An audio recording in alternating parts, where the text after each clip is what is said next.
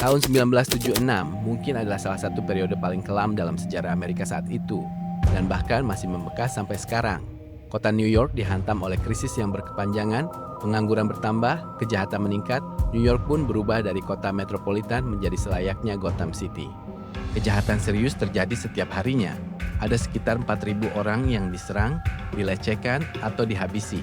Situasi pun diperparah dengan pemecatan sekitar 10.000 petugas damkar dan polisi karena efisiensi dana akibat dari krisis ekonomi yang sedang berlangsung. Kemudian di dalam semua kekacauan yang menyelimuti kota New York saat itu, terjadi sebuah peristiwa tragis.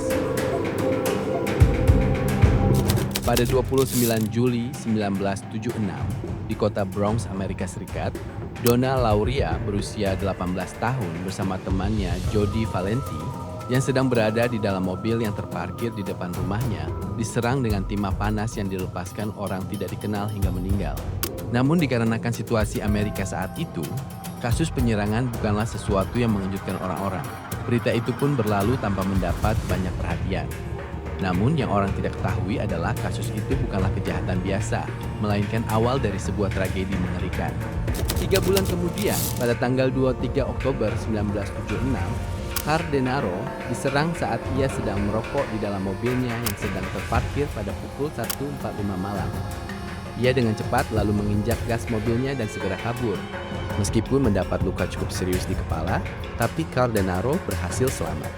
1 bulan setelah penyerangan Carl Denaro, 2 orang wanita bernama Donna DeMasi dan Joanne Lomino diserang saat berada di depan rumah Lomino di Bel Air Rose. Donna terluka di bagian leher dan Lomino di bagian punggung. Mereka berdua berhasil selamat, meskipun Joanne Lomino menjadi lumpuh akibat serangan tersebut. Setelah kejadian itu, polisi mulai membuat sketsa wajah dan memburu siapa pelaku di balik penyerangan tersebut. Pada tanggal 30 Januari 1977, 2 bulan setelah serangan terakhir, Christine Freund, 26 tahun, meninggal akibat diserang di dalam mobilnya. Karena dilakukan tanpa alasan dan tanpa motif yang jelas, polisi saat itu kesulitan menemukan siapa pelaku di balik semua kasus penyerangan yang terjadi belakangan ini. Sampai akhirnya polisi menemukan sebuah petunjuk, yaitu peluru yang digunakan pelaku di dashboard mobil korban. Mereka pun terkejut mengetahui peluru yang digunakan pelaku memiliki ukuran yang sangat besar. 5 minggu kemudian, pada tanggal 8 Maret 1977, di Queens, seorang mahasiswi 19 tahun bernama Virginia Foss Carey Chian meninggal karena diserang saat sedang berjalan pulang ke rumahnya. Orang-orang mulai berspekulasi mengenai kejadian tersebut. Banyak yang mengaitkannya dengan kasus meninggalnya Christine Freund pada 30 Januari sebelumnya. Namun polisi sendiri belum bisa memastikan keterkaitan kedua kasus tersebut. Sampai kemudian polisi menemukan bahwa peluru yang digunakan pelaku adalah Charter Arms kaliber 44, yaitu peluru yang sama pada kasus sebelumnya, yang berarti pelaku tersebut adalah pelaku yang sama. Pelaku tersebut kemudian dijuluki sebagai penghabis kaliber 44, sesuai dengan senjata yang ia gunakan. Sejak musim panas, ia sudah menghabisi sebanyak 5 orang, yang otomatis menjadikannya berstatus sebagai penghabis berantai. Meskipun motif pelaku masih belum diketahui, tapi sebagian korban adalah pasangan remaja, dan kebanyakan korban adalah seorang wanita dengan kesamaan ciri-ciri rambut gelap panjang. Ketakutan pun menyebar ke seluruh kota, terutama untuk wanita yang memiliki ciri mirip korban. Mereka mulai memotong pendek dan mewarnai rambut mereka hanya agar terhindar dari kemungkinan menjadi korban. Jalanan dan tempat berkumpul anak muda yang dulu ramai mulai sepi saat malam hari. 4 minggu setelahnya, pada tanggal 17 April 1977, penyerangan kembali terjadi di kota Bronx yang berjarak hanya 2 blok dari serangan pertama terjadi. Valentina Suryani, 18 tahun, dan pacarnya Alexander Esau, 20 tahun, mereka berdua diserang pada saat berada di dalam mobil di jalan Hutchinson River Parkway pada pukul 3 dini hari. 3 peluru menembus jendela samping mobil. Valentina meninggal seketika karena luka di kepala, sementara Alexander meninggal pada pukul 21.00 karena 2 luka di kepala.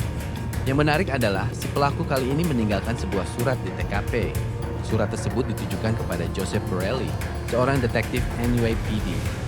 Dalam surat tersebut, pelaku menyebut dirinya sebagai Son of Sam atau anak dari Sam.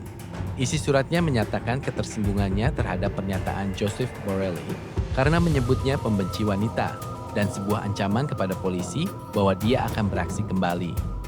Polisi pun mencoba menerka-nerka dan berspekulasi tentang makna atau arti dari sebutan Son of Sam.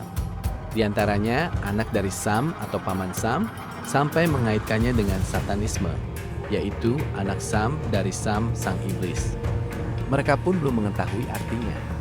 Setelah hampir setahun sejak pencarian polisi terhadap penghabis kaliber 44, tanggal 25 Juni 1977, ia beraksi kembali. Kali ini korbannya adalah pasangan muda bernama Sal Lupo dan Judith Placido. Mereka diserang menggunakan peluru kaliber 44 saat sedang berada di dalam mobil mereka yang sedang terparkir. Untungnya mereka berdua berhasil selamat. 31 Juli 1977, Stacy Moskowitz, 20 tahun, dan Robert Violante, 20 tahun, diserang di kepala saat mereka sedang duduk di atas mobil di area Brooklyn, New York. Stacy Moskowitz kemudian dinyatakan meninggal setelah dirawat di rumah sakit. Serangan tersebut terjadi tepat setahun 2 hari setelah serangan pertama Son of Sam terhadap Donna Lauria. Selama setahun terakhir, polisi telah merilis 5 sketsa wajah pelaku dengan ciri yang berbeda-beda. Seorang warga setempat bernama Cecile Davis bersaksi bahwa saat ia sedang berjalan bersama anjingnya di lokasi penyerangan, Moskowitz dan Violante, ia melihat petugas patrol sedang memberikan tilang pada sebuah mobil yang diparkir dekat hidran kebakaran. Beberapa saat setelah polisi lalu lintas pergi, seorang pria muda berjalan melewatinya dari arah mobil tersebut dan tampak memperhatikannya. Davis merasa khawatir karena pria itu memegang semacam benda gelap di tangannya. Ia kemudian berlari pulang ke rumahnya, lalu mendengar suara letusan di jalan belakang rumahnya. Davis saat itu tetap diam mengenai pengalaman ini selama 4 hari, sampai akhirnya ia menghubungi polisi yang kemudian memeriksa setiap mobil yang ditilang di area tersebut malam itu. 9 Agustus 1977, seorang detektif bernama James Justice ditugaskan untuk mengecek surat tilang, menemukan sebuah surat tilang atas nama David Berkowitz dari Yonkers. James pada saat itu merasa curiga tentang apa yang dilakukan seorang pria dari Yonkers di New York. James pun kemudian menelpon kepolisian Yonkers untuk mengkonfirmasi kecurigaannya terhadap David Berkowitz. Dan yang menerima panggilan itu adalah seorang petugas wanita bernama Whit Carr. Mendengar nama David Berkowitz, Whit pun berkata akan menceritakan semua yang ia ketahui tentang David yang ternyata adalah tetangganya. Whit mengungkapkan bahwa Berkowitz pernah menghabisi anjing Labrador hitam milik ayahnya Sam Carr. Mendengar nama Sam, kecurigaan detektif James pun semakin bertambah. Keesokan harinya, pada tanggal 10 Agustus 1977, 4 orang detektif dari Brooklyn kemudian ditugaskan ke Yonkers untuk mengintai Berkowitz di apartemennya di Pine Street. Yang jadi masalah adalah mereka tidak tahu bagaimana wajah dari Berkowitz. Tetapi di sana mereka berhasil menemukan mobilnya yang terparkir di luar gedung apartemen. Mereka kemudian memutuskan mengecek mobil tersebut. Mereka melihat sebuah senjata api di kursi belakang, lalu mendobrak mobil tersebut dan menemukan sebuah surat yang ditulis oleh Son of Sam. Seorang detektif lalu mencoba mencari bantuan dari seseorang yang tinggal di apartemen tersebut, kemudian menemukan seorang pria bernama Craig Glassman, yang mana juga mengenal sosok David Berkowitz. Craig kemudian setuju untuk membantu detektif mengidentifikasi sosok Berkowitz. Mereka pun memutuskan menunggu Berkowitz keluar dari apartemennya untuk menghindari resiko terjadinya perlawanan. Pada pukul 10 malam, Berkowitz pun keluar dari apartemen dan masuk ke mobilnya. Saat itulah detektif segera mengepungnya, menodongkan senjata api dan menyuruhnya keluar dari mobil. Saat detektif bertanya, apakah kamu David Berkowitz? Ia lalu menjawab, tidak. Aku adalah Son of Sam dan kalian menangkapku. Namun polisi berpikir ada sesuatu yang janggal di baliknya. Sosok David Berkowitz sangat jauh berbeda dari semua sketsa wajah Son of Sam yang dirilis kepolisian. Bagaimana bisa semua saksi salah melihat atau mendeskripsikan sosok satu orang? Saat diinterogasi, David Berkowitz mengaku bahwa aksi penghabisan beruntun selama 13 bulan yang dilakukannya selama ini diperintah oleh anjing bernama Sam, anjing milik tetangganya Sam Carr. Karena klaimnya yang dianggap tidak masuk akal, Berkowitz menjalani banyak evaluasi psikologis, tetapi ia dinyatakan kompeten untuk menjalani persidangan. Meskipun hasilnya demikian, para pengacaranya tetap mendesaknya untuk mengajukan pembelaan tidak waras, namun ia menolak saran tersebut. Karena merasa curiga dengan jawaban Berkowitz, polisi kemudian menyelidiki keluarga Carr dan keterkaitannya dengan Berkowitz. Dan yang mencengangkan adalah wajah dari John Carr, salah satu anak dari Sam Carr, mirip dengan salah satu sketsa dari Son of Sam yang dirilis polisi sebelumnya. Siapa sebenarnya David Berkowitz dan apa motif di balik perbuatannya? David Berkowitz lahir pada 1 Juni 1953 dengan nama Richard David Falco. Pada 1 Juni 1953 di wilayah Brooklyn, New York. Beberapa hari setelah kelahirannya, ibu kandungnya Elizabeth Broder, atau biasa dipanggil Betty, menyerahkan Berkowitz untuk diadopsi. Broder sendiri tumbuh dalam keluarga miskin dan bekerja sebagai pelayan restoran pada saat David lahir. Pada tahun 1936, ia menikah dengan Tony Falco, seorang keturunan Italia Amerika. Setelah pernikahan yang berlangsung kurang dari 4 tahun, Falco meninggalkannya demi wanita lain. Namun ayah kandung David bukanlah Falco. Saat Broder masih menikah dengan Falco, ia berselingkuh dengan seorang pria bernama Joseph Kleiman, seorang pengusaha keturunan Yahudi yang juga telah menikah. David kemudian diadopsi oleh pasangan bernama Pearl dan Nathan Berkowitz. Pasangan tersebut adalah pemilik toko perangkat keras dengan kondisi ekonomi sederhana dan tidak memiliki anak di usia paruh baya, yang kemudian mengganti nama David menjadi David Richard Berkowitz. Ia kemudian dibesarkan di wilayah Bronx, New York. Saat tumbuh besar di Bronx, Berkowitz dikenal sebagai anak yang cerdas namun bermasalah. Ia pernah mengalami beberapa cedera kepala, termasuk ketika ditabrak pengemudi mobil pada usia 7 tahun. Berkowitz kemudian mulai menunjukkan perilaku mengganggu dan penuh kekerasan, sehingga orang tuanya memutuskan mencari bantuan dari seorang psikolog. Di sekolah, ia tidak memiliki banyak teman dan sering diejek oleh teman-teman sekelasnya. Berkowitz menjadi pribadi yang gampang marah dan ia melampiaskan frustasinya kepada anak-anak yang jauh lebih kecil dan lebih muda darinya. Pada usia 12 tahun, Berkowitz mulai membakar berbagai benda yang ia catat dalam buku hariannya. Aktivitas kenakalannya ini terus berlanjut hingga masa dewasanya dan sampai akhirnya ia ditangkap. Baru pada usia 13 tahun, Berkowitz mulai menganiaya dan menghabisi hewan serta serangga. Salah satunya adalah ketika ia meracuni burung parkit milik ibu angkatnya, Pudgy, menggunakan cairan pembersih.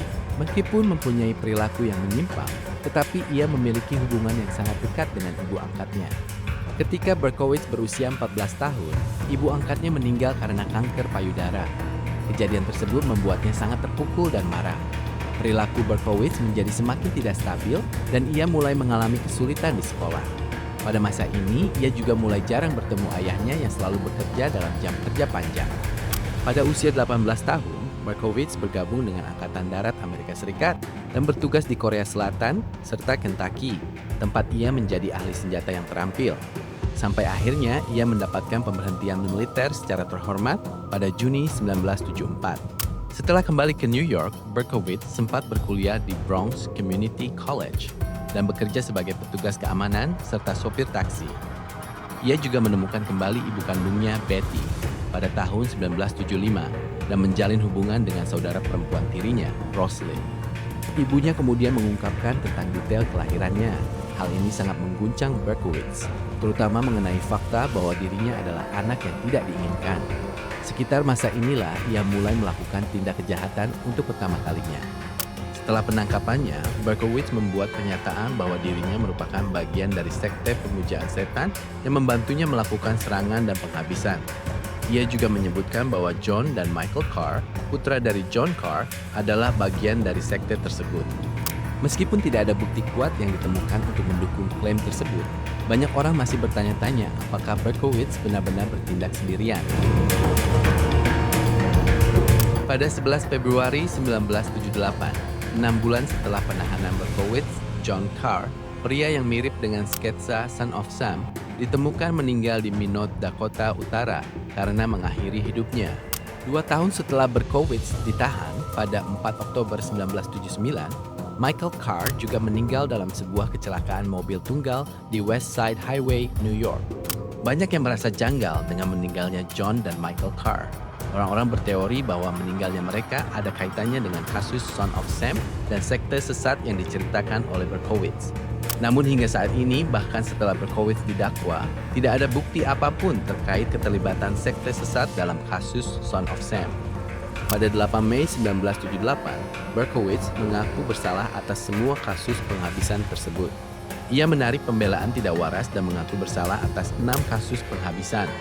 Ia kemudian dijatuhi 6 hukuman masing-masing 25 tahun hingga seumur hidup atas kejahatan tersebut, dan sejak itu permohonan pembebasan bersyaratnya selalu ditolak. Setelah dijatuhi hukuman, Berkowitz beberapa kali dipindahkan antara penjara dan rumah sakit jiwa sebelum akhirnya ditempatkan di Attica Correctional Facility pada tahun 1978. Di sana, seorang sesama narapidana menyerang lehernya dengan pisau cukur pada Juli 1979. Berkowitz selamat dari serangan tersebut dan menerima lebih dari 50 jahitan di rumah sakit penjara. Pada Februari 2018, New York Post melaporkan bahwa Berkowitz mengalami serangan jantung sebelum operasi pertamanya pada Desember sebelumnya. Pada akhir Januari 2018, ia harus menjalani perawatan lanjutan dan kembali ke rumah sakit setelah mengalami komplikasi. Selama bertahun-tahun, Berkowitz telah menjalani sidang pembebasan bersyarat sebanyak 12 kali, sampai terakhir pada tahun 2024. Namun, permohonannya terus-menerus ditolak. Hingga saat ini, ia masih menjalani masa hukumannya di penjara Shawangun Correctional Facility, sebuah penjara di Amerika Serikat dengan tingkat keamanan maksimum.